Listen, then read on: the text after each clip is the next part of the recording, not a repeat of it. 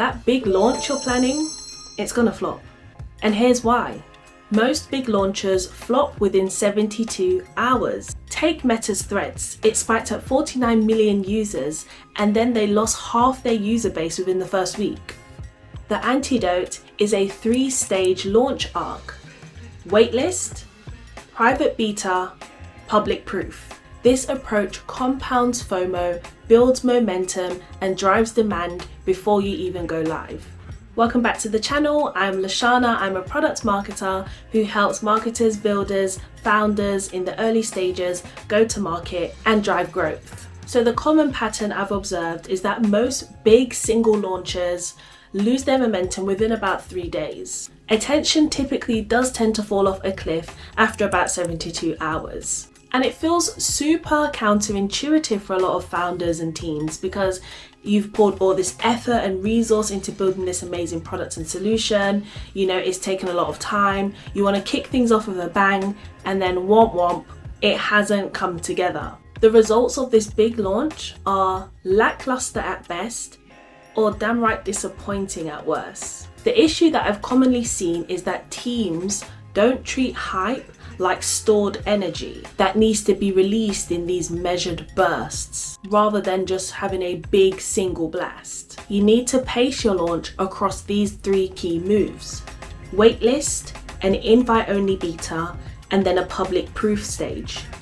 Each one tops up excitement before the last wave fades. Another pattern I often see is one where founders have generated a lot of interest and they've got a little bit of buzz and then they let it dwindle and go because there's really no follow-up. This way solves for that. So before we get into the 3 steps, there's one thing that you're going to need to do, and that is going to have a single line launch phrase that you can hang everything on.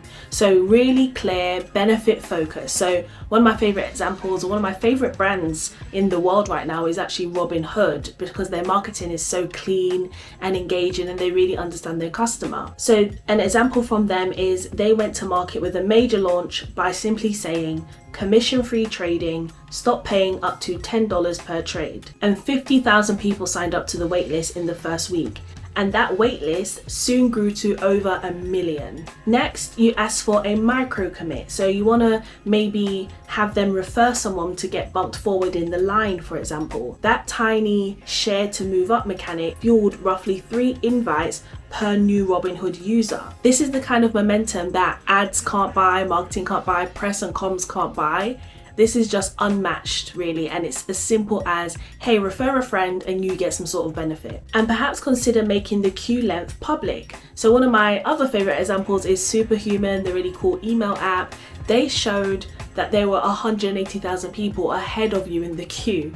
So that just creates this real surge of momentum and buzz and interest, and it also makes you feel like you're part of something. Referral velocity is almost as important as the actual sign-up list itself. And these 2 combined will predict your launch day demand. Next, you want to start inviting key influencers, and this takes us to stage 2, which is your private beta. You bring in these trusted individuals and they're here to help you write the story. So a good example is Figma. They picked a single design team at Coda and they worked closely with them to start testing the product, using it, and these guided sprints helped with quick wins. You run these short sprints that deliver great outcomes that can be used for marketing and comms in the next phase. Think of it as stacking up receipts. Another example from Superhuman, they basically did these human-led onboardings and got 65% of new users to migrate their entire inbox on day 1. And that also doubled activation and referrals. But imagine having that talking point to share in your comms. So this is an opportunity. Another good example,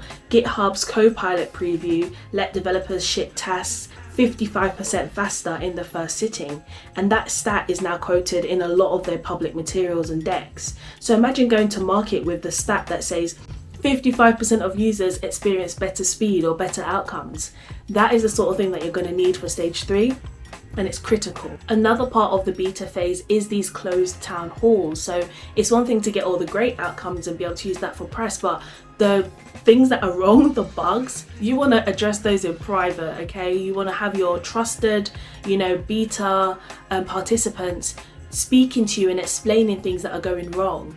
And Figma again spent tons of time in private Slacks with their team, with their beta participants, going through details, picking out bugs. And when you address those bugs and you respond really quickly, you build trust and you set this relationship in place where you have these future advocates. And what you'll find is you'll go to market with a hardcore, die-hard fan base who love your products because they've seen you take their feedback into consideration, iterate and improve things with speed immediately, and they know that they can rely on you, they know that they can trust you, and they know that they can be heard.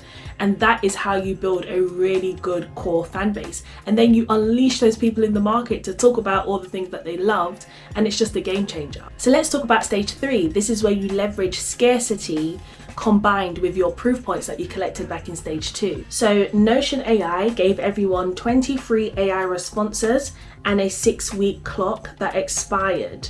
When the countdown hit 0, the price snapped to $10 a seat. So that time scarcity pushed fence sitters over the line. So sometimes people do scarcity in terms of there's so many spots. Time scarcity is a really great one. You've got 30 days to try it out, and you want to partner that scarcity with the proof. So it's not just this thing is limited, it's kind of like, so what? This thing is limited and the people who are using it have seen these incredible results. So this is where you want to pull in mini case studies. Lead with the beta wins, for example, teams ship tasks 55% faster using this new feature. Stats like that really land because the public can picture the before and after. Or try live metrics, these help a lot too. So Notion, while it had this massive waitlist and 2 million people signed up, was sharing this information. 2 million people are waiting to get access to this tool. And it fuels FOMO, like, why aren't you one of the 2 million? They must know something that you don't know, therefore you have to sign up as well. This also makes the launch feel like it's already moving ahead, like there's already so much momentum without them. Customer voices are also key at this stage. So you want your insiders to be able to go ahead and tell their story on LinkedIn or X or via video, however it looks, but you need proof delivered peer to peer. You don't need elaborate ads, you just need someone narrating what their wins were, how they found things, and how much they love what you've built. And you want to watch out for these success metrics. This is how you know this is working. This is how you know that your launch arc 3-point strategy is coming together and getting you the results that are going to move the needle. On newcomers, bring in a friend. That means the waitlist is working. If a number, maybe 6 out of 10 beta users are hitting a key action or stage in a desirable time frame, that means the product is impactful.